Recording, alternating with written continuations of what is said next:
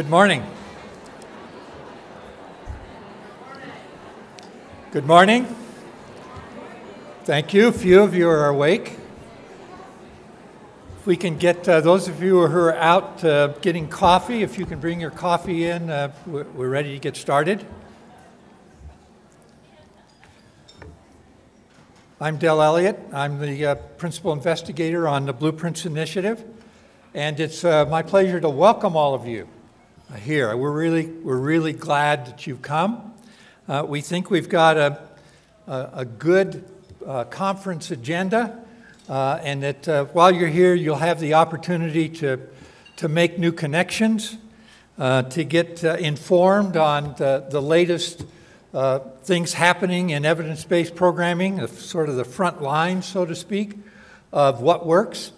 So it is our hope that while you're here, you'll become aware of some new things that are taking place, make new connections, and that you will leave with great enthusiasm for the promotion of evidence-based programs. Our ultimate goal, of course, is to facilitate the positive, healthy development of youth and families in our culture. That's the end game that I think we're all interested in. And this whole evidence-based movement has an important role to play in achieving that goal. So we're glad that you're here, and it's my pleasure to welcome you. You may have seen some posters that we have around in the hallways out there. I just wanted to call them to your attention. The Blueprints policy team has developed some seals. And I hope you'll take a look at those seals. They distinguish between Model Plus blueprint programs, model programs, and promising programs. It's our attempt to be able to brand the Blueprints certification of evidence-based programs. And we encourage all of you who have been certified by Blueprints as having promising or Model Plus programs to use those seals on all of your materials. It's a way of showing that Blueprints has rated your program. And as you probably know, the Blueprints rating is the highest rating among all of the registries which are there. So we're proud of that distinction and hope that you would be proud of that distinction as well. It's my pleasure this morning to introduce to you our keynote speaker, Gary VanLandingham. Gary brings special expertise and experience to us. We were very delighted that Gary agreed to come and speak to us. Gary's the director of the Pew-MacArthur Results First Initiative, which is an initiative which is designed to advance the use of cost-benefit analysis and cultivating a climate within our society of using data and evidence-based decision-making within our country. That Results First initiative is designed to enable states to eliminate the ineffective kinds of programming that we're using and to replace that with programs which are effective, are cost-effective, and make significant differences in the lives of children and families within this country. So he's taken the lead on that effort, and that brings to us that experience in working with states around implementing evidence-based programs and using data to drive the decision-making on the part of states and federal and agencies. So he brings that kind of experience to us, cost-effective spending within state policy making, using proven tools and analysis to assess the true costs of what we're doing, and then to make adjustments to the kinds of policies and programs which we're implementing. Prior to coming to Pew, Gary spent 7 years as the director of the Office of Program Policy and Analysis and Government Accountability with the state legislature in the state of Florida. So he brings to us 30 years' experience of conducting and leading policy studies, working with state and local governments around building evidence-based programming and policy. He also served as a staff chair for the National Conference of State Legislatures. He was a president of the Southeastern Evaluation Association, an adjunct professor at the Askew School of Public Administration at Florida State University, where he received his PhD and MA. I guess the PhD was University of Florida. Is that right? Okay. All right. So would you welcome Gary VanLandingham, who will speak to us this morning. Thank you.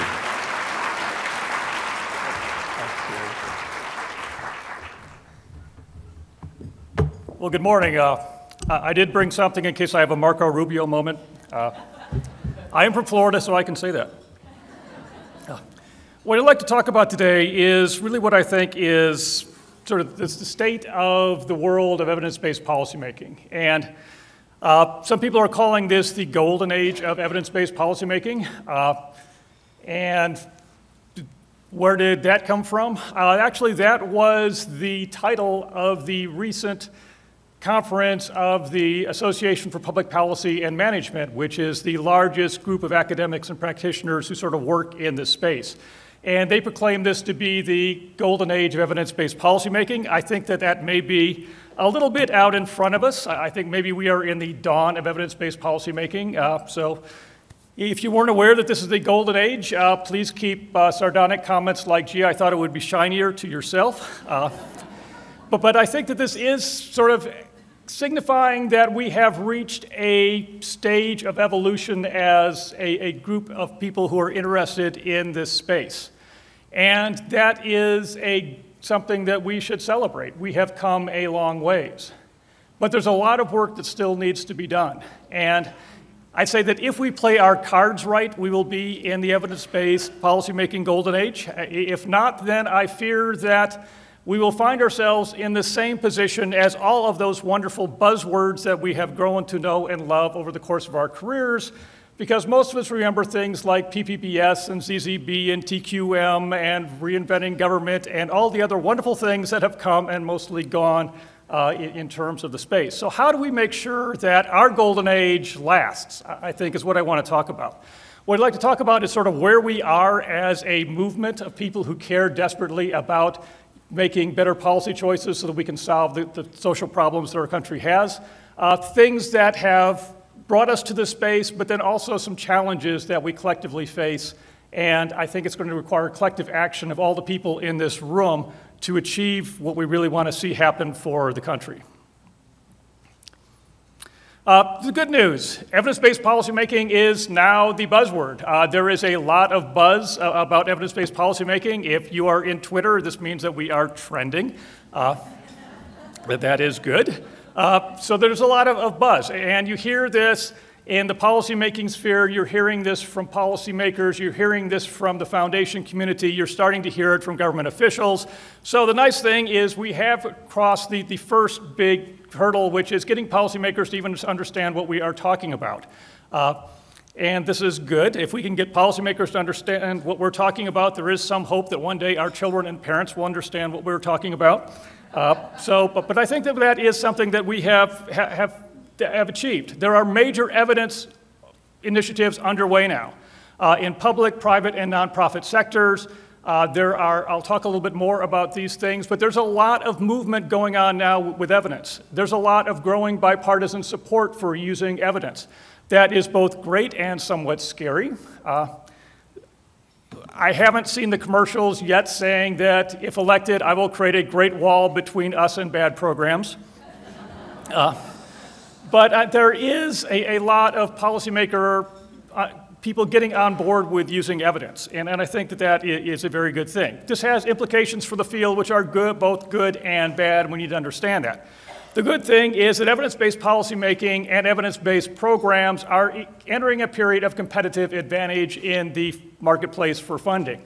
We're seeing increasing numbers of preferences being placed for evidence-based programs and funding streams. There are a lot of initiatives going on now which are requiring the use of promising or proven or whatever we want to call them programs. And that means that there will be a lot more money flowing to this part of the budget cycle process.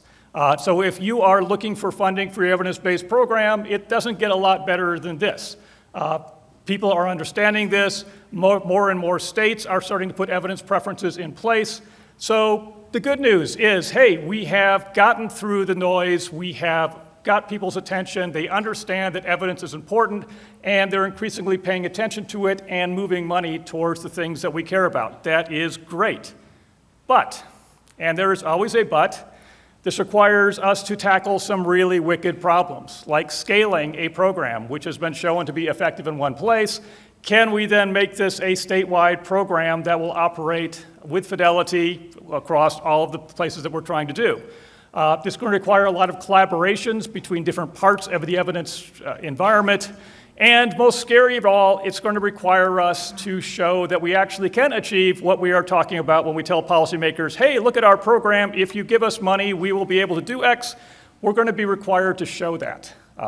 We're going to be required to show that, hey, you told us that your program had a 40% reduction in recidivism. We gave you money. Where's my 40%? So the good news is people are paying attention. The bad news is we're going to have to show that we're actually as good as we're claiming. But why are we in this great place of entering this golden age? Well, one, we know a lot about what works. We know more about what works than we have ever known before. This evidence is not perfect. It certainly is not complete, but we know a lot about what works. This is a testament for all the people who over the last 40 or 50 years have been doing rigorous evaluations of programs. We wouldn't be in this place if they hadn't done that work. We are standing on their shoulders. There's a critical mass of these evidence evaluations, and we know a lot about what works now in child development. We know about what works in criminal justice. We know a lot about what works in child welfare. We know a lot about what works in other policy areas. There's a lot we don't know, but we do know a lot now about what works. We are now in the position of being able to produce evidence faster than we've been able to do before. It used to take years, millions of dollars to do a randomized control trial. There are now some great initiatives out there of showing us how we can do fairly quick, much less expensive, rigorous studies of interventions. That means that we can now, if we have a good idea or an innovation to a proven model, we can demonstrate that that is effective or sometimes not. There's a lot of analytical techniques now which we couldn't do in the past. Everybody's got more computing power in your laptop now than we went to the moon with. Truly, that is true. Things that required the best desktop computer that you could buy 15 years ago is your smartphone has better computing power now. We can crunch a lot of numbers. Sometimes we don't crunch them very well, but there's a lot of ability now to do really cool analysis and a lot of cool things that we can do with evidence. There's a lot of evaluation preferences out there. There are a lot of people doing great work aggregating that evidence, because one of the challenges is that while there are now probably 50,000 evaluations out there, I don't think anybody in this room has read them all. Fortunately, there are folks like Blueprint who are doing that for us, and we need to applaud that. What that means is that if you are trying to figure out what works in a policy area that's tangentially related to yours, you don't have to go and spend the next 3 years reading all the journals. You can go to an evidence aggregator and find that. And new dissemination channels. There's a lot of ways that this information is starting to go to policymakers. There are a lot of organizations out there who are building those networks of communicating, folks like Results for America, folks that are being funded by the Arnold Foundation. Bloomberg is funding a lot of things to try to bring evidence to local government policymakers. So there's a lot of things that are really out there producing evidence, harnessing evidence, and starting to put it to work for us. And we wouldn't be in the position that we are in now as a field if these folks hadn't been doing that work. The second, we're broke. You may wonder why, excuse me, Marco Rubio moment.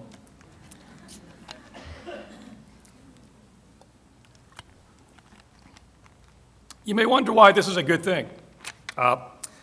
As Rahm Emanuel said, a crisis should never be put to waste. When times are great, policymakers don't really care that much about evidence because there's enough money to fund everything that's out there. When there isn't enough money to fund everything that's out there, they start getting pickier. And what we're seeing now is that because fiscal stress is going to be continuing, everybody's getting the message now that we have to start being much more careful and much more thoughtful about how we're spending taxpayer dollars, because there just aren't going to be as many of them as there used to be. Those of us who have been around for a while remember those great days in the late 90s when the economy was buzzing and states were getting 7 or 8% revenue growth every year, and the money was basically flowing any place that you wanted it. Those days are gone. And unfortunately, what we're seeing now is red ink as far as the eye can see. This is a recent report on GAO showing where general fund balances in state and local governments are predicted to go over the next 50 years, and it's not a pretty sight. Basically, the fiscal stress that we are under is going to be continuing. What this means is it's very easy to get policymakers' attention now that, hey, we need to do things differently, because if we don't do things differently, we're going to do what most states did and local governments did through the Great Recession, which is round after round of across-the-board cuts. And what that means is that the best programs get punished and the poor programs are continued. People are recognizing we have to do business differently. So this is a challenge and an opportunity. And you may be thinking there, hey, what are you talking about? My state's saying that revenues are up. Not when adjusted for inflation. If you look across the country, general fund balances, if adjusted for inflation, are still under the pre-recession peaks in a lot of states. Florida, my home state, was down 27% at the depths of the recession. Florida was one of the first states into the Great Recession, largely because of its business model of selling overpriced real estate to people from up north. That tends to be a cyclical thing for some reason.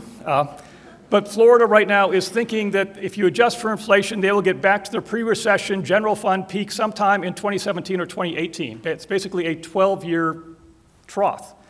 This is huge for us. We have to start doing things differently because of that. Because if we look at inflation-adjusted things, that there's not more money coming in, there's less, and the demands for public services and the demands on the treasuries are going to be continuing. Mandatory spending is consuming almost all of the new money coming into states. This is Medicaid, this is enrollment growth, this is pension costs. So what that means is that there's increasing pressure on social service budgets. What that means is that if you can say that your program is shown to be effective by rigorous evidence, you are in a competitive advantage in that. Because without this, there's going to be very little money left for all the things we want to be able to achieve. So, bad news, hey guys, we're broke. Good news is if we play our cards right, this moves a lot of resources in a shrinking pot, but still more resources towards things that we can demonstrate that they are effective. Bipartisan support. There's a lot of support for evidence-based policymaking. And we're seeing that across the country. This is something that is being, you wouldn't imagine right now in this day of huge partisanship that they can agree on much, but they actually are coming together on the idea of evidence. Now, if I really had to be totally honest on this, I think people are coming together for somewhat different reasons, which they occasionally will do. Progressives love the idea of evidence because it tells them there are ways that we can invest money and achieve desired social ends. Conservatives love this because they feel that this is going to tell them what they can cut because it doesn't work. But it does bring people together over the table of evidence. And we're seeing, particularly at the federal level, people from very different walks of political life are coming together and funding major funding streams like ESSA. The new changes to the Educational Act specifically requires evidence use in a huge number of policy areas. This is going to be a huge change for the education community because evidence is now embedded in the core of the federal funding streams. I3, the Education, Innovation, and Research Grants did a lot of great work of bringing evidence into the education space. Teen Pregnancy Program, Social Innovation Funds, Home Visiting, these are all areas where evidence is being written into really the DNA of how those programs are operating, and we're going to continue to see that growing. What that means, again, is, hey, if you're an evidence-based program, you're at a competitive advantage. If you're not, then my advice for you would be to find some evidence, create some evidence, show that you actually are effective, because if not, you're going to be in an increasingly revenue-constrained area. Also, evidence-based policy Commission, I don't know if you folks have heard about this. This is the Ryan-Murray Act. It just passed Congress, one of the few things it has. It was just signed by the president.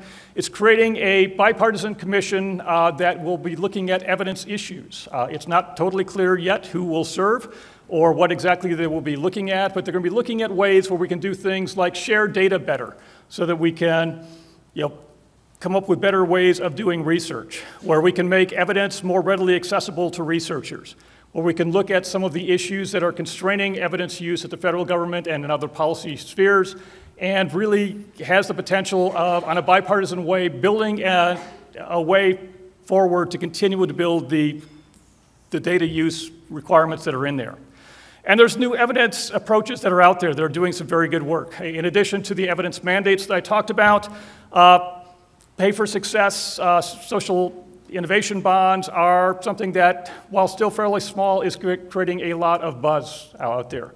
The idea of this is you create an initiative, you bring in third-party financing, and you do an evaluation that this program is being put in place, and if they achieve certain benchmarks, the bondholders get money back. If not, then the government doesn't have to pay them back.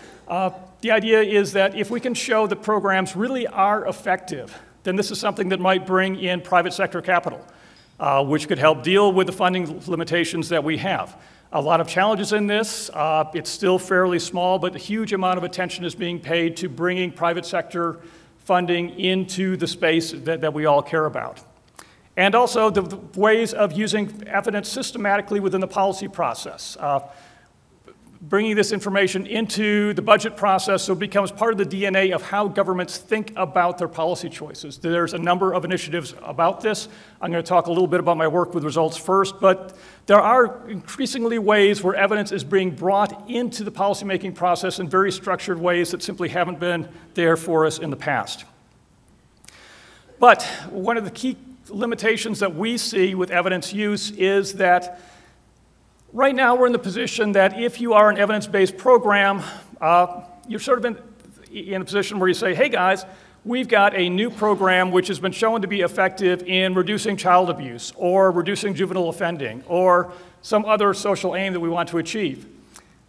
And when policymakers hear that, they think, great, glad to know you're a good program, but I don't have any more money to put into your program, but I can create a small pilot project for you. You can do a demonstration for a while, but there simply isn't enough money out there to do this. Well, we realize that if we want evidence to really be used, we have to step back and ask, what are we funding now? Because without that, evidence just becomes a niche product. We have to look and say, can we spend the limited money we've got on things that work better? Because governments have to know things that they don't know now. Most governments right now do not have a comprehensive list of the programs that they operate. They simply don't.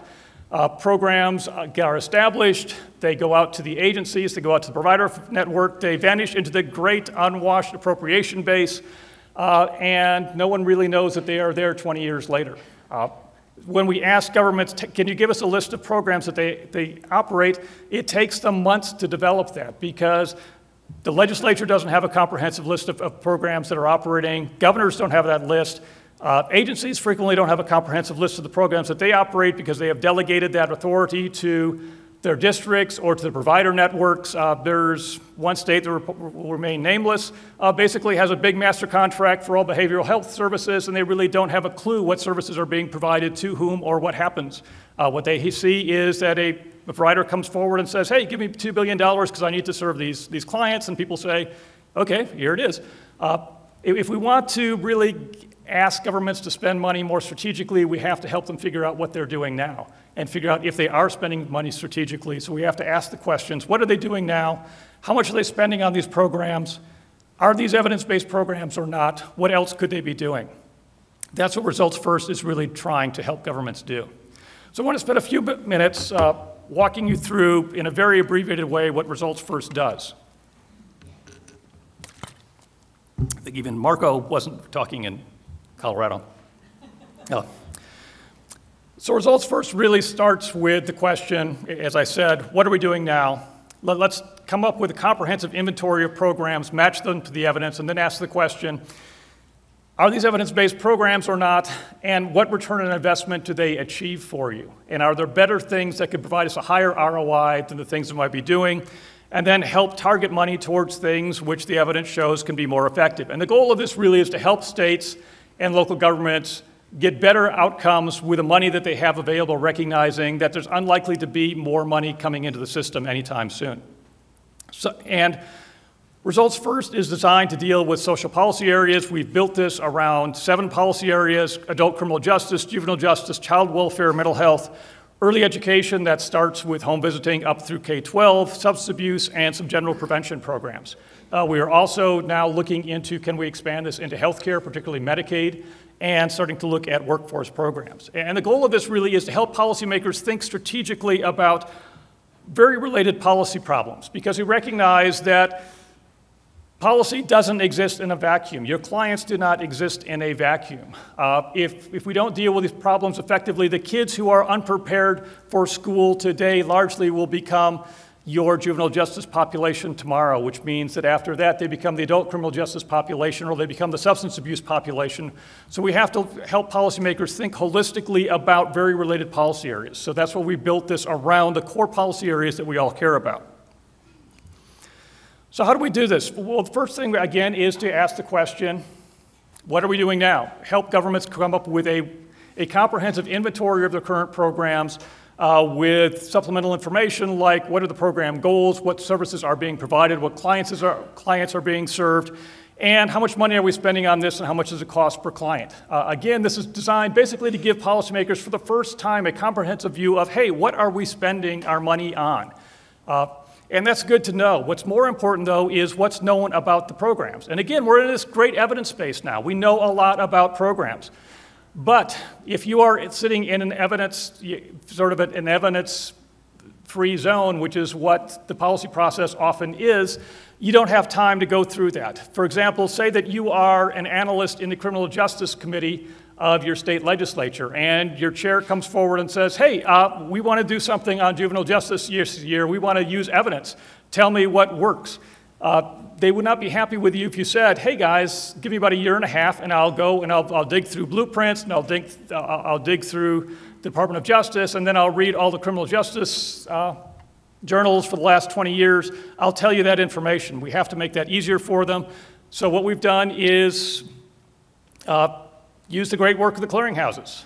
And the nice thing is there's lots of clearinghouses out there now. There are over 30 big research clearinghouses operating globally now. Blueprints for Healthy Youth Development, of course, is one of the leaders in this. And what we've done is let's make this as easy as possible for policymakers to use evidence.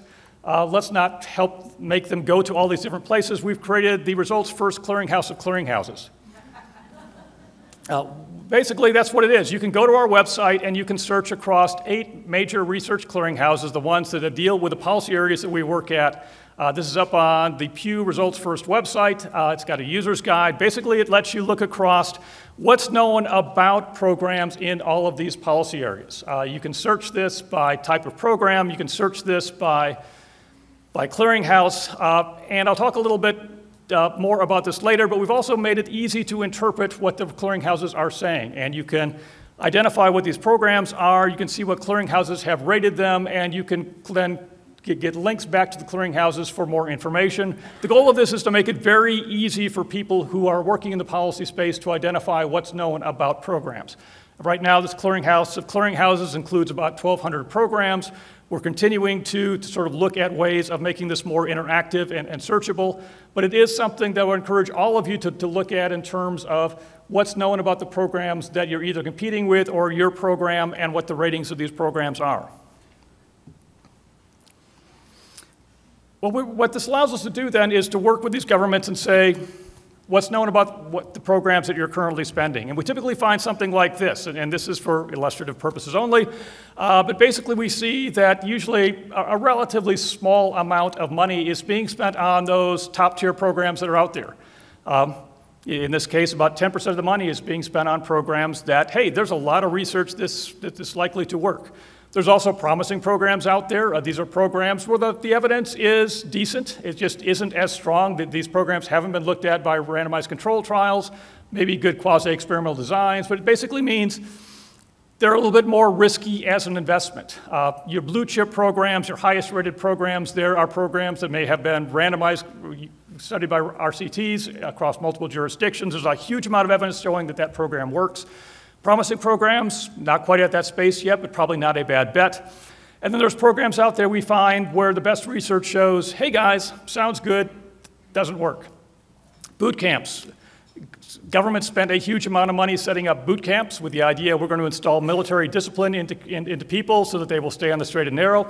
Sounded good, didn't work. Best research shows has no long-term impacts on the people that are being served. Then there's also a lot of programs out there that are homegrown. We all recognize these when we see them.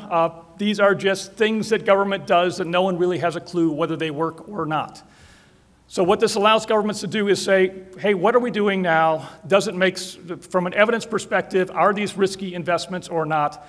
And if we have to cut something, maybe we should look at things that the research shows doesn't work so you can preserve those top tier programs.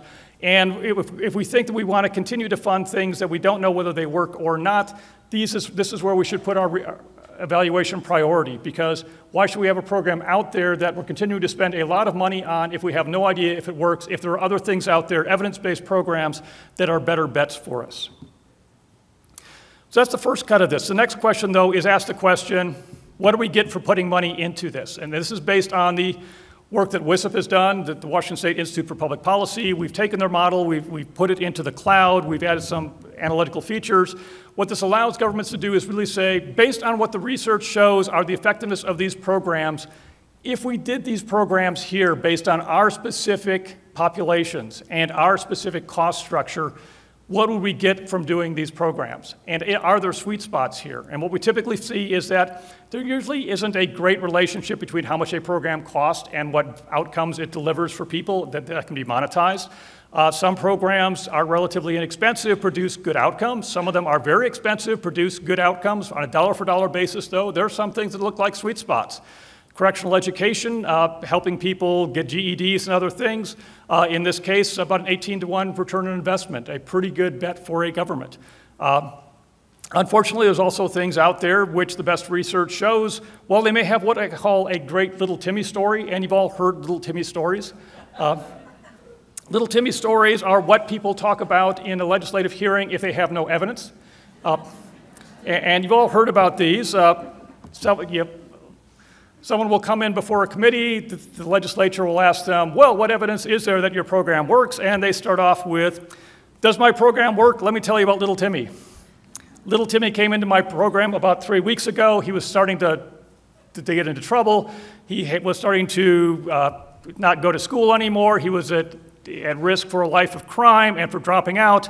And after only 3 weeks of my program, he has turned his life around. He has graduated with honors. He's been accepted with MIT and Harvard. He's a finalist with both American Idol and Dancing with the Stars. And if you cut $1 from this program, you will jeopardize literally millions of Little Timmys all across the state. That's what people talk about if they don't have evidence. We think that evidence is more important. We think that looking at what the return on investment is important, and this is where we need to increasingly be spending our limited taxpayer dollars on things that aren't Little Timmy stories, but are hard numbers that really help inform the tough choices that policymakers have to make.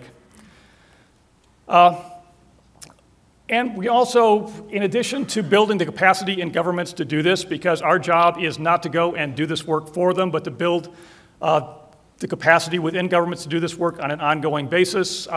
In addition to helping them learn how to do this and to build this into their process, we also think it's really important to help build the demand for this information across policymakers, because this is a supply and demand issue. If we have demand for evidence and there is no supply, we're going to crash and burn. If we have evidence but no policymaker demand, nothing's going to change. So part of our work is educating policymakers, working across the political divide to help them learn what evidence is and to understand how they can use it. We do that in all the jurisdictions we have. And what this means is that we tend to work with these governments for a long period of time, because evidence isn't something that happens overnight. We have to teach them how to do their in-program inventories and match them. We have to teach them how to communicate this to their policymakers and build this into their budget process. Now, the cool thing here, and something that is totally shameless, I will admit, we are hiring. If you think that this would be really cool to do, Karen Lyons is in the back here somewhere. Karen, yep. Dr. Karen, we are looking for people who can work on the technical side of this with the states and counties that we are working in. So if this is something that you would always really like to do, or if you are an instructor and have great students who you think this would be great with, please talk to Karen, because we desperately need some people to help us do this. So after that shameless plug, now back to our regularly scheduled presentation. So where are we doing this? We are doing this now in 22 states across the country. What you see is that this is something that really does cross that political divide. We are working in very red states like Mississippi and very blue states like Massachusetts and pretty much purple states, every place in between. And you also see that there are 4 dots there in California. We're starting to do this now at the county level because we recognize there's evidence that can really help counties who have to deal with very real demands for public services. So we are doing that now in 4 counties, 2 in the Central Valley, 2 on the coast, and that work is very likely to expand very quickly. What this means to you is that if you are in this space, you can run, but you can't hide. We are likely coming to a government near you. So that's where we are now. Where do we go from here? What are some of the things that we really need to think about if we want to continue to build this golden age? And I think that there are 5 key things that are before us that if we do it well, then I think policymaking using evidence will be here to stay. If we don't do these things well, my fear is that in 5 years there will be another shiny thing out there that policymakers will reach towards. And we've seen a lot of shiny things come and go. We don't want this to come and go. So what we need to do? We need more research on key questions. We need to plug leaks in the evidence pipeline. We need to do a better job of translating evidence. We have to provide implementation support, and we need to build collaboration. And I want to talk a little bit more about each one of these things. Research. Good news is there's a lot of things we know now. We know now more about what works than we've ever known before, but there is a ton we do not know that we need to know. For example, most of the evaluations out there look at, hey, this is my program had an impact compared to a control group. Isn't that great? You should fund me. The problem is, in the real world, we don't do programs in isolation. In the real world, clients get programs from multiple providers. That is because they have multiple problems. But frequently, we don't know what the impact of people who are getting multiple programs are. What happens if we layer this program onto another program? The logic model seems to think it would work, but does it in reality work? What about if we're putting kids in supportive foster care and putting them into Title I programs? Is there a sweet spot where if we pile good programs on top of each other, we can really help deal with people with systematic problems? We have to know that because in the real world, that's how we make our policy choices. We don't just say, well, I'm glad that, I understand that you are getting into crime and you've got substance abuse and you're failing in school. Well, let's only deal with one of those problems at a time. That's not the way that we want governments to work. That's not the way we want research to work. We have to expand our evaluation scope to look at what people are really getting and see what works in combination. What are the key program components? One of the challenges that is before us always when we have a model program is what happens when it hits the real world. Because model programs always are tweaked in the real world. The question is, what can you tweak and what can't you tweak if you want to have impact? We know a little bit about that, but we don't know that in as many places as we need. How much can you change a program before it is no longer likely to get the outcomes that you want to have? We need to know more about that because policymakers out there are saying, hey, nurse-family partnership looks really great.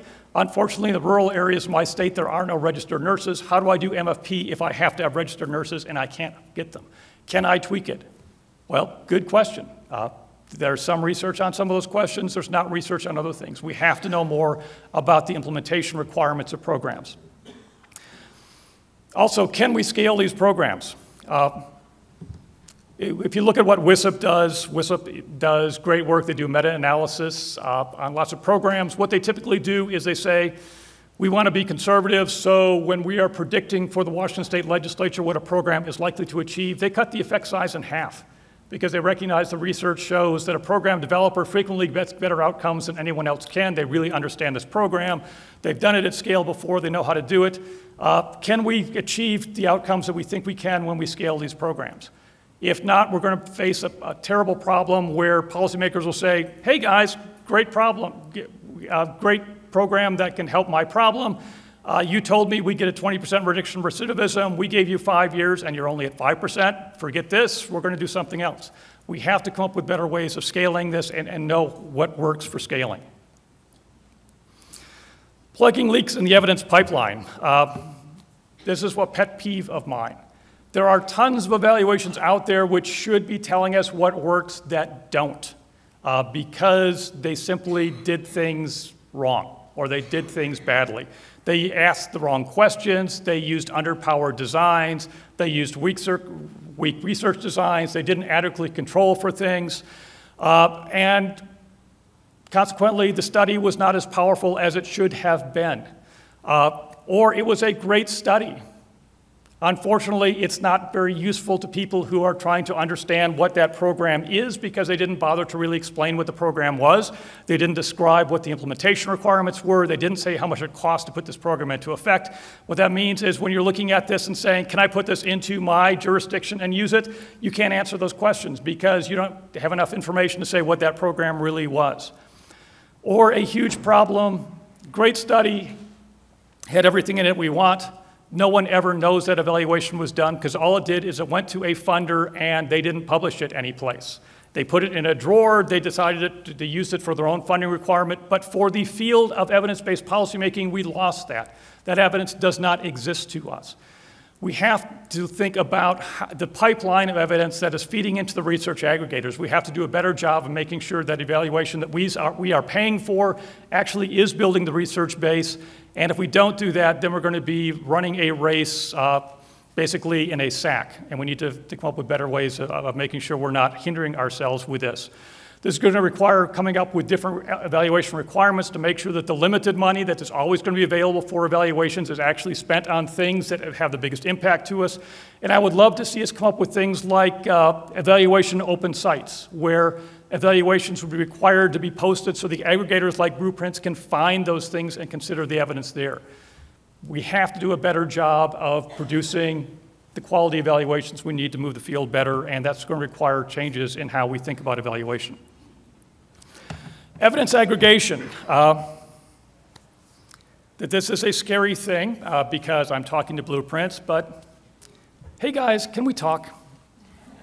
Our clearinghouse of clearinghouses has 8 different clearinghouses in there. They all do great work. They all have reasonably similar evaluation requirements. They do similar meta-analysis of looking across them, but they're really hard for policymakers to use. They really are, because they can't agree on what to call things. Evidence standards, rating systems are a huge problem. What's a good program? Okay, I have trained a budget person to think about clearinghouses and to think about top-tier programs because there's a lot of evidence out there. So if I go to a clearinghouse, I look at multiple clearinghouses, is a promising program better than a top-tier program? Is it better than a promising/proven program? Is it better than a program rated 3 to 4? Who knows? But that is the different nomenclatures that clearinghouses use. I understand that everybody needs to do things somewhat differently, but can we at least agree on what a good program is called? Because otherwise, we are making it really hard for policymakers to understand what we're talking about. That's why, and I'll go back here, when we built our clearinghouse database, we decided we couldn't ask policymakers to understand 8 different nomenclatures, so we decided we're going to use a traffic light system. Green means there's a lot of evidence that this program is likely to be successful. This is the top-tier program rated by the clearinghouse. Yellow means this is the second tier. This is what I would call a promising program. There's decent things out there. Gray means whatever the clearinghouse called it, we're calling this no evidence of effects. And red basically means this makes things worse. We have to come up with a way where the clearinghouses, with their independence, has a more straightforward way that people can go across them and understand what we are talking about, because the people that we're really trying to influence here, these are the program administrators, these are the budget folks, these are the policymakers in legislative committees or on city councils or county commissions. They don't have time to figure this out. We have to make it easier for them to do this. If we want them to use our information, we have to make it understandable. They're not going to work as hard as we want them to make, as we're making it for them to use evidence. So if we want to achieve the goals we want to have, we have to do a better job of making this understandable. So please, please, please, if you are in a clearinghouse, please see if you can get together and come up with some standards on what we're actually going to call things, because otherwise we are going to have a problem with this.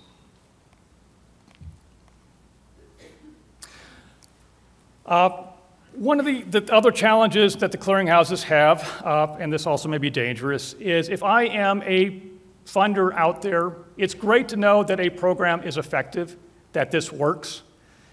It's also important to know what I may be funding that doesn't work.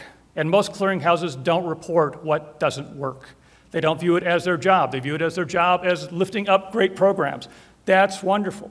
But if you are in competition with a program that there's a lot of research that shows it doesn't work, but that hasn't been aggregated, that isn't really helping the field. So if we can get some agreement of clearinghouses, let's rate things and identify the things that are out there that don't work, that would really help the field. It would really help shine a spotlight on things that really we should not be funding. So Scared Straight, despite the fact it has its own TV show, has great little Timmy stories. If you ever watch Scared Straight, every episode is a little Timmy story because it ends with a young offender tearfully saying how they're turning their life around. It doesn't show that the best research, and the study program has been studied across the country, shows that kids who go through Scared Straight are more likely to commit crime and are more likely to commit serious crimes than kids who don't go through the program. Washington State found that they would lose almost $200 for every dollar they invested in it because it is a great program if you are trying to increase crime. So if we don't tell policymakers this is a program that really doesn't work, they're likely to continue funding it because they'll say, well, yep, there's no evidence, great little Timmy story, let's keep doing it. Let's not keep doing that. Let's identify and flag things that we know doesn't work so that resources can be spent on things that do work. Implementation support, a huge problem. If we tell people that the best meta-analysis shows your program will have a 30% impact on the client population, that is only if those programs are being implemented with fidelity. The bad news, guys, most programs are not implemented with fidelity. That's why a lot of replication studies show that programs are not achieving the outcomes. That's why WISP wipes out 50% of an effect size. We have to do better than that. Scaling is hugely important. And governments do a terrible job on this because what's really important in implementing? Lots of consultation, lots of training, lots of monitoring. What's the first thing that gets cut when budgets are tight? Travel. Oversight, things that are bureaucratic paperwork exercises because we want to preserve direct service dollars. Well, preserving a dollar of direct services in a badly performing program isn't really helping you. You get good outcomes if you implement good programs the way they should be done. You get bad outcomes if you implement bad programs. But if you do a good program badly, you don't get good outcomes. We have to do a better job of helping governments understand the critical nature of implementation support. And if we have to cut money, maybe we should cut slots rather than cutting all the oversight that makes programs effective. So this is something we all need to work on. We need to have more support for people on how to make this happen. We have to make it easier to implement programs at scale. We have to have more implementation guidelines. We have to identify key components, give them ideas, how close do you have to get to this to have good outcomes. We have to provide technical assistance and training for these people because if not, then these programs will fail when we implement them with a scale. And if these programs fail when we implement them to scale, then we have lost our credibility to people by telling them that evidence matters. So implementation support is hugely important. The last thing I really want to talk about is the need to build collaborations. There's a lot of folks out there now in this space. That is great. That is the work of a generation that has worked to build the evidence space out there. Unfortunately, our own work is poorly coordinated. And if it takes a village to raise a child, it takes collaborations to really bring evidence-based policymaking to reality. Most of the people who are in this space are focused on only one part of evidence-based policymaking. They're focused on a program or a policy area or part of a program. There are also folks out there doing things that are really important to evidence-based policymaking that we frequently don't talk to. These are the folks who are building the performance measurement systems that track whether programs are being implemented with fidelity or track the outcomes that these programs are achieving. If we don't do this, we're ignoring the fact that evidence-based policymaking takes place in a larger policy system, and all parts of that system need to be working in the same direction if we want to have the outcomes that we are hoping to achieve. The way we think about this is that policymaking really occurs in a cyclical nature, and evidence has to be the core of this.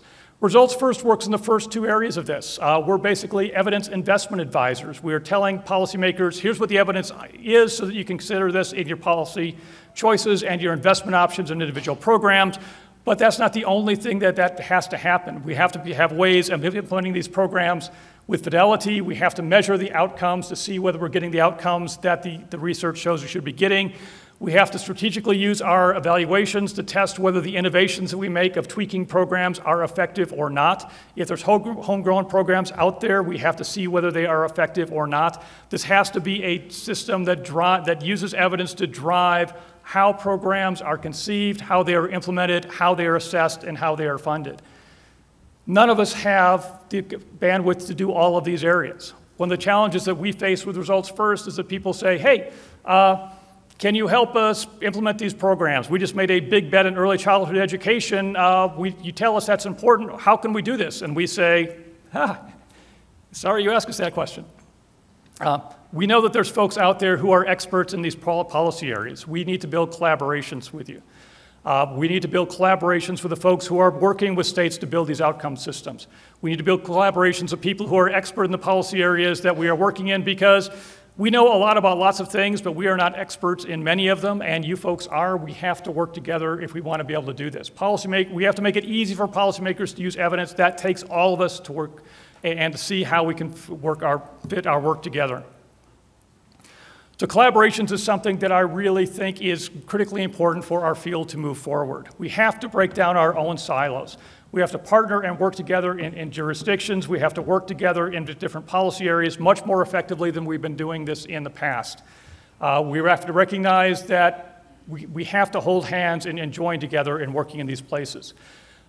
There's lots of foundations who are doing things in different areas. We're working in a number of states. There's other foundations who are funding things in states.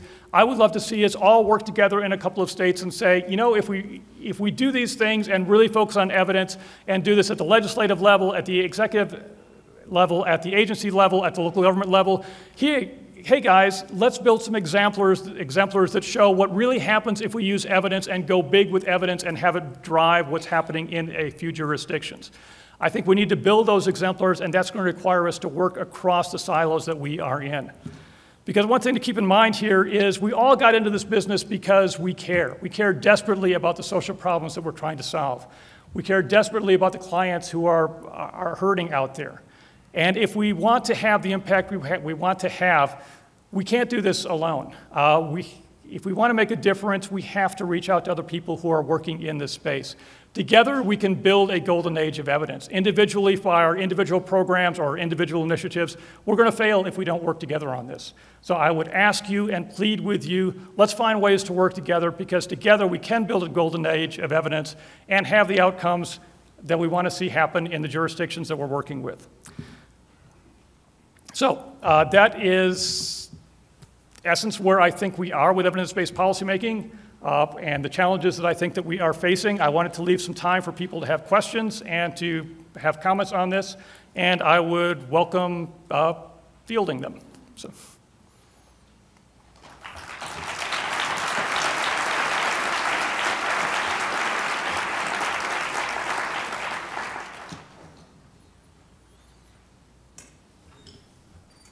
Yes? Can you talk some about how you're ensuring program fidelity delivery in California counties where you're working and any other states? Yeah. Right now, in many of those places, we are telling them that program fidelity is really, really important, and we are looking for people to help us do that.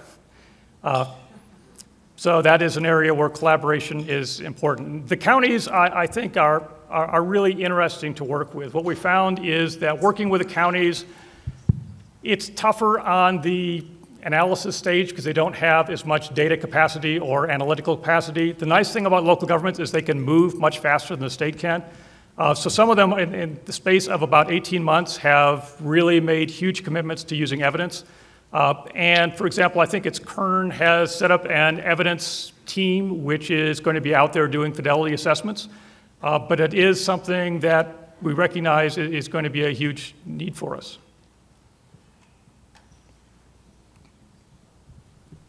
Yes? Hi, Gary. Thanks for your talk. My name is Brittany Cooper, and I'm at Washington State University. So I'm a researcher. I'm an evidence believer, and I'm in a state that believes in evidence and obviously uses it to inform policy. I'm wondering, though, as you already mentioned, we have a number of areas that we don't know, about yet. A lot of research that still needs to be done. And I wonder how you manage policymakers' expectations around this, because in my experience, it's challenging. As a researcher, I want to be transparent about what we know and what we don't know, and sometimes they interpret that as a big weakness, and sometimes then that affects their decisions around how they're going to use evidence. So curious about that. I think that one is that we need to be honest and transparent about what we can say and what we can't say, but we also need to recognize the world that policymakers live in. And this is a challenge between really the policymaker world and the research world, because researchers, we all love nuance.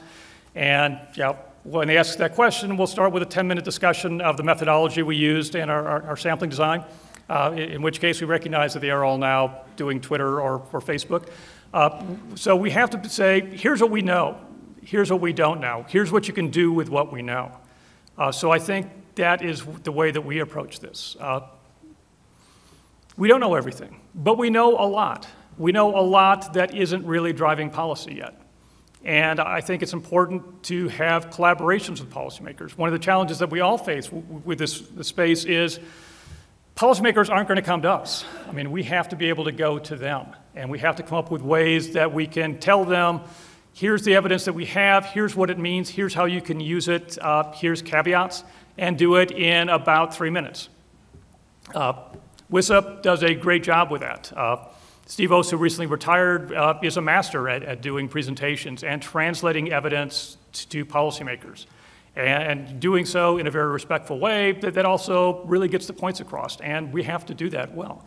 I think one thing that also is going to be important is we have to maintain some humility with this.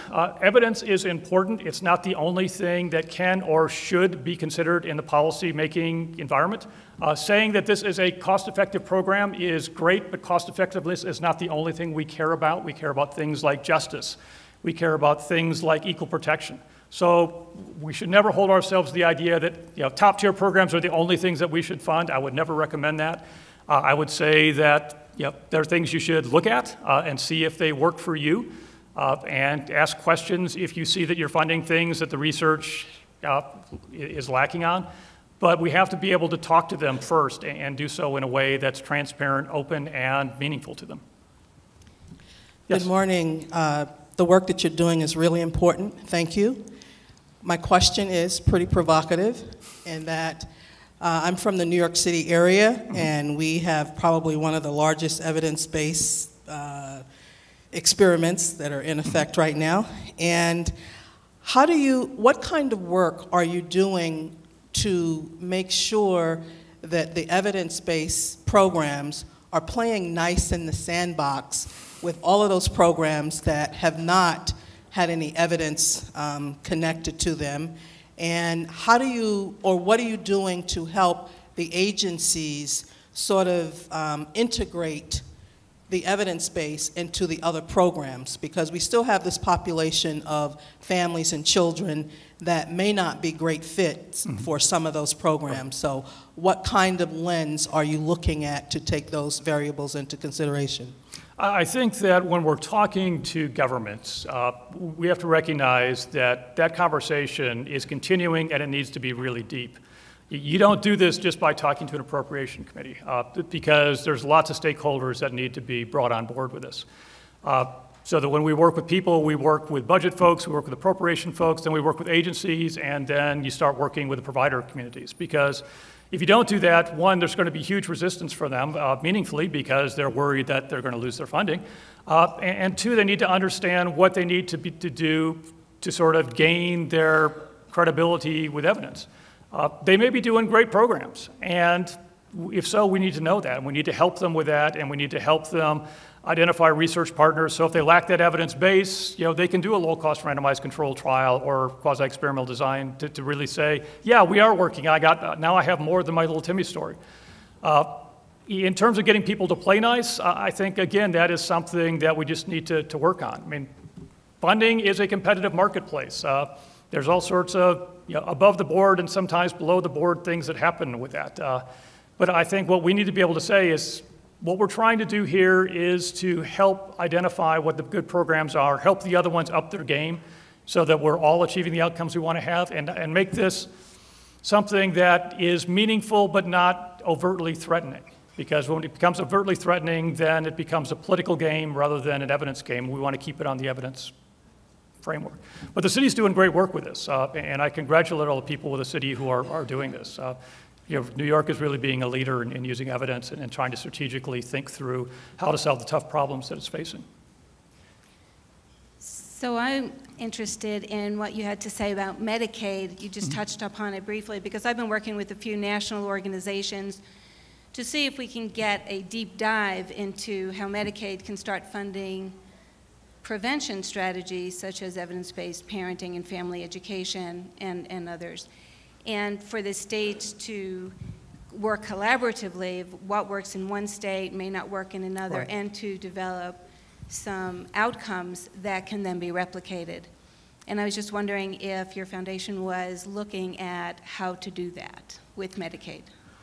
What we're doing with Medicaid is sort of dipping our toe into it now. States are asking for that. They're asking for it for obvious reasons. Medicaid's the Pac-Man, which is the reason why everybody else is scrambling for money. If you look at where Medicaid growth has grown from about 10% of a state budget to about a third of state budgets now in the last 15 years, Medicaid in inflation, healthcare inflation is usually about twice what regular inflation is. If we don't tame the Medicaid monster, there's not going to be money left for anything. And if you look at why all of us are facing funding challenges, largely it's because all the money's going to Medicaid. We have to do a better job with that. The challenge is that, as you may have heard, there's been some controversy about things like Medicaid expansion. So it's going to be a tough area to get in. And what we're looking at with our work in Medicaid is what's known about policy levers that states can pull to help move the needle in some real areas. So we're starting off by looking at things like what can states do on obesity and reducing unnecessary emergency room placements and things like that. It's going to take a long time to do that. Medicaid is a huge area. It's a huge part of the economy. We don't want to get into clinical decision making because that's not something that states can do, but we recognize this is something we have to work at. And we're starting to explore other countries that have done evidence initiatives.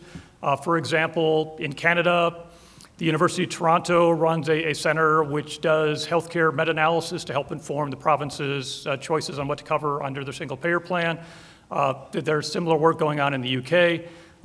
The accountable care organizations in the states are facing this issue because they're responsible now for making decisions on what types of interventions they're going to approve.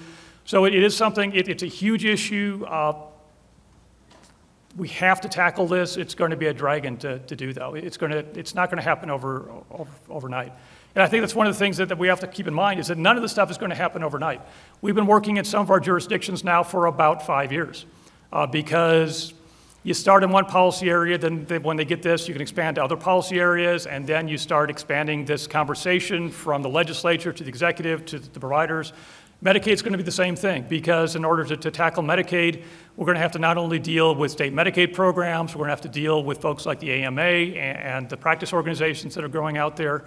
But if we don't do this, then we're not only going to continue to have the problem and the huge health care disparities that we've got. I mean, I think all of us should be concerned, if we're not, the fact that right now death rates are increasing for huge swaths of the U.S. population to third world status. We have to start doing a better job in healthcare and all the social problems that are there. That this is another area where we're going to need collaborations, because there's insights in prevention, there's insights in Medicaid, there's insights in some of the prevention behavioral health issues. We have to work together on this if we're going to solve this problem. So. Hi, I'm in the juvenile justice field, and my question to you is in reference to. Okay. Oh, here. sorry. My question is in reference to, we can go on the website and pull up juvenile justice and pull up a variety of programs. But my question specifically is identifying best practice programs that serve particular settings. Right. So we run secure programs as well as residential programs, as well as, provide programs to youth transitioning back home who are leaving our state facilities. But we're specifically looking for programs for those type of settings. And right. Everything I see is typical juvenile justice. Do you have any particular sites, recommendations, or anything that we should be looking for to help us address that particular setting? Great question. We would love to be able to see that the aggregators come up with ways of providing that information in a very searchable format. Ideally, this needs to be something where you type in, you ask Siri, I've got this population in, a community setting, and they're high risk for these 3 areas, and I want to be able to do this for under $10,000 per client. Tell me what my options are. That would be great. That's what policymakers really kind of need. We're not there yet. We are looking with our clearinghouse at coming up with ways of building more search capabilities into there. We're somewhat limited by the data which the clearinghouses have and how they present their data, because ideally you want to have an aggregator, sort of a kayak type of thing, and kayaks works because it goes out to all the airlines. The airlines have come up with data standards so that they can support these aggregators. So that there's a lot of work that needs to be done to sort of build the search capacities and supporting information that everybody needs to answer those questions.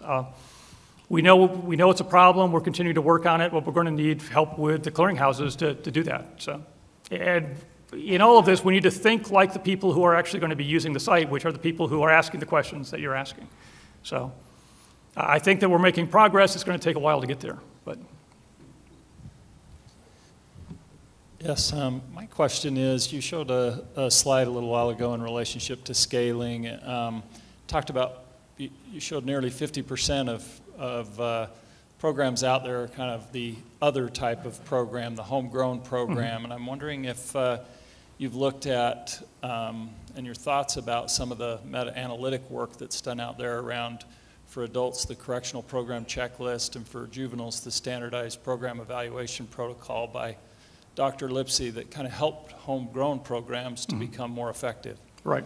Yeah, and Dr. Lipsey's done some great work there. And basically, if you're not familiar with it, the question really sort of is, if I'm doing a homegrown program, are there parts of evidence-based programs that I can incorporate into mine so it's not totally homegrown, it is grounded in research? And we need more research on that to identify, I need to do this homegrown because I'm dealing with a special population that hasn't been tested. But if I do these 5 things, the logic and the research indicates, then I should be able to see some good results. That's where we need to build collaborations between the folks who are doing that work as well as the folks who can help with the evaluations. Critical need. One of the things that we're hoping to do with these program inventories that now they're just starting to come online is to look across them and identify similar approaches that are being done at scale that haven't been evaluated so that we can bring them up, bring them to the attention of funders and get more research on those things. Because everybody has to do homegrown stuff. Homegrown programs can be incredibly important if you're dealing with a population that doesn't fit one of these models. And we can't just tell people you should only do these model programs, because model programs are great for certain populations and certain circumstances. Everybody has to tailor programs. We have to know more about what we can do for tailoring and still expect good results. So, but yeah, I mean, those are great resources that I would bring to everybody's attention. So.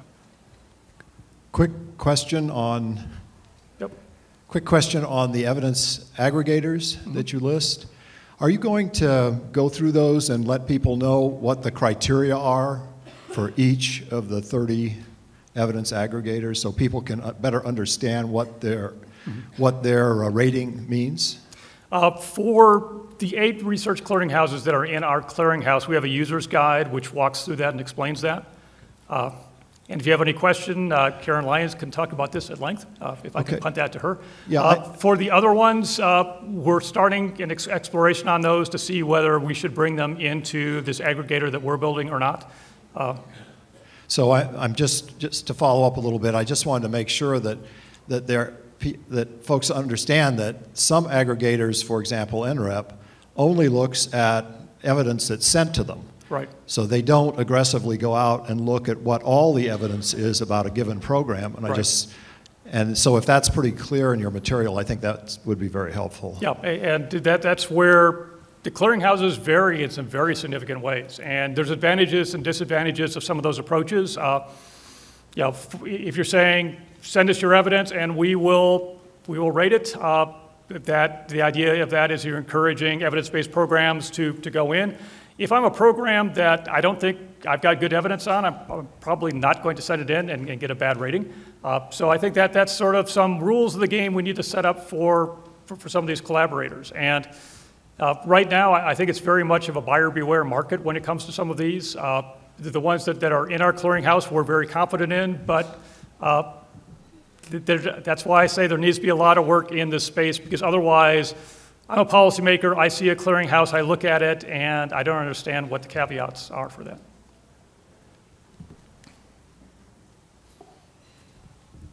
Thank you. I come from a small community in southwest Colorado. It's very rural.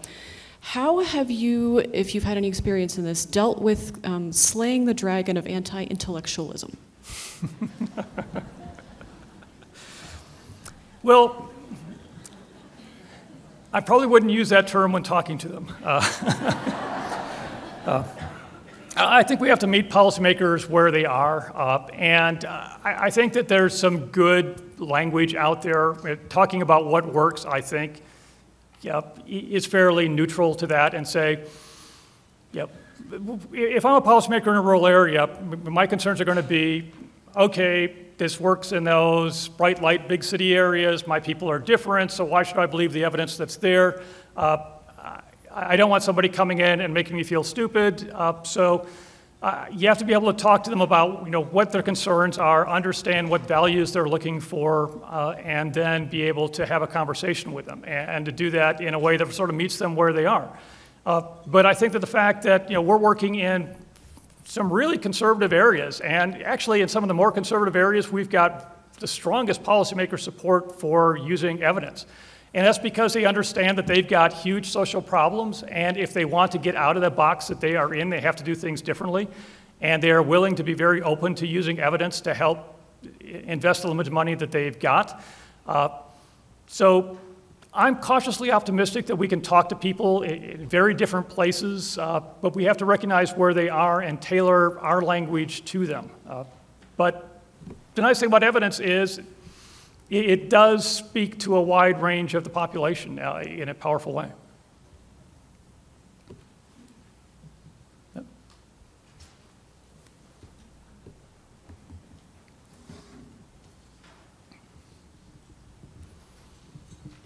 Hi, I'm from one of those homegrown, not very well measured city programs. I'm from the public libraries. And I'm here with a question about those silos that you mentioned and the need for breaking down silos from the other direction. That those of us who are doing frontline public service for communities that are very much at risk, transitioning out of incarceration, children in need of childcare resources, et cetera, we see common points, but we aren't actual entry points for one of these fully developed programs. And do you have like a call to action for other agencies, other programs, other levels of civic engagement that might be beneficial in both directions, but the communication hasn't started yet? Like, how do we get at that table? Great question, and I think that this shows the need for us to really think through how we're presenting information. It has to be very accessible. It has to be very understandable, because people in the front line, like the libraries, people are coming in and they're searching for, how do I deal with this which is very real in my life? It's my family, it's my neighbor, it's other people I care about. We have to make this information easy to find and have this be something that we can go to. I mean, that's one of the reasons we built our aggregator website, because we were frustrated that we didn't want to tell people, well, if you got this question, go to column A, subsite 2, and there's a clearinghouse that would answer that. We got to make it so it's a Wikipedia of evidence and help people do that. And libraries, bless their heart, I mean, that is where people start these days for a lot of areas. I mean, you deal on the front line with a lot of stuff. And I mean, one of the things I learned very early in my career that a reference librarian is somebody that I really need to have a good working relationship with, because they can find anything.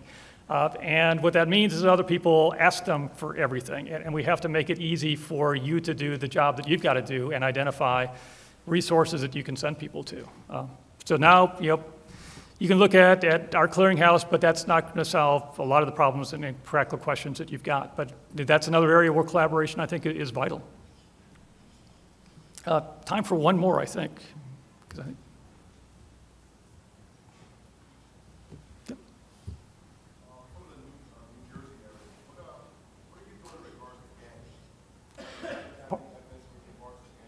To gangs?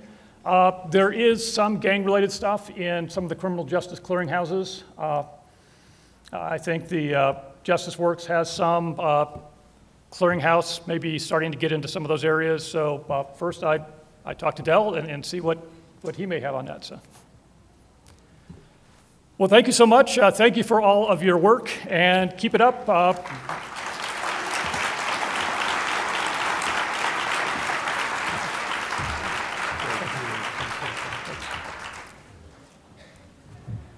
That was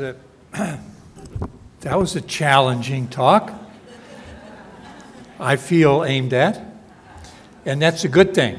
I want to say that we have been looking carefully at the Bridgebrand report on the What Works marketplace, and Gary kind of outlined some of those major findings, that decision makers aren't using our registries in any kind of systematic way, and outlined some of the reasons for that. The good news is that we're attempting to address a lot of those issues, and I'll be talking about that tomorrow afternoon at lunch. We've been funded now by the Arnold Foundation to do a major expansion of the Blueprint Initiative, trying to address those very issues. And I think that's really important that we be able to do that. But I hope that those of you who are out on the front lines, working with children and families and youth and addressing the kinds of issues that you're attempting to address, found the challenges in what Gary had to say as well. And I appreciate this broader perspective that he brings. And I hope that if you have a chance, I think he's going to be around for a little bit, and you have a question that didn't get addressed here in this forum, I hope he would be willing to talk to you if you have specific questions. So let's thank Gary again for a great start.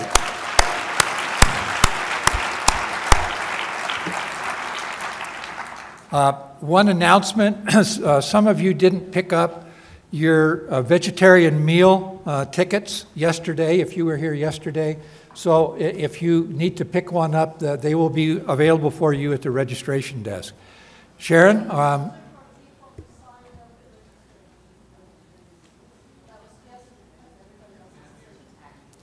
This was yesterday. If you were here and you didn't pick up those tickets, go to the registration desk for today and pick up those tickets. Okay. All right, I think we're off to a good start. We'll have a short break, and then we'll be going to sessions. So again, welcome. I hope this day will prove to be an exciting and useful day for you. Thank you.